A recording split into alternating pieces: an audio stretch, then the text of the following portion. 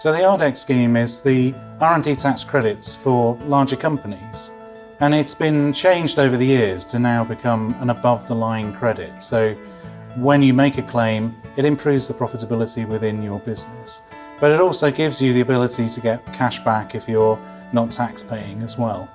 So this is going to be the model for the scheme going forward. So even if you're not a large company at the moment, you need to really get used to it and understand how it works. Well, firstly, it's going to either offset your tax or it's going to give you a cash back. But because it's above the line, it can have a really positive impact on measures such as EBIT and EBITDA, which measure the profitability of your business. And you may find that that's what you're being judged against by investors or by the funder within your business. So it's definitely worthwhile doing. Although it's badged as a large company scheme, SMEs can still claim if they're being funded to take work or they're subcontracted to undertake work by a third party. They can still claim under this scheme. So it's a broad scheme and everybody should be looking at it to see whether they can benefit from it. So you can claim for a lot of the costs on your project. You can claim for staff, you can claim for third-party contractors who come in and support your team.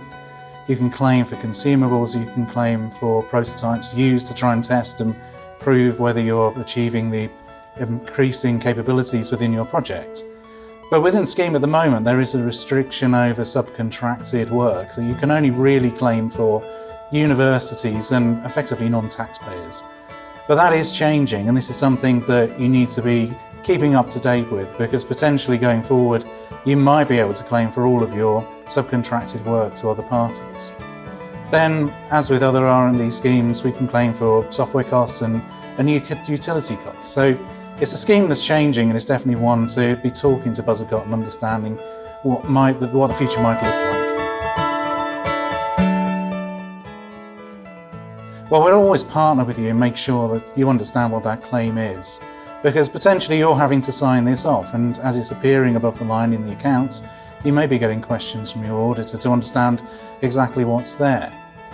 But more than that, we can make sure that you get it right. We take you through the process, explain all of the stages that are there. Then you can get comfort that the claim that you put in is right, and you're going to minimise that chance of having a question coming from HMRC.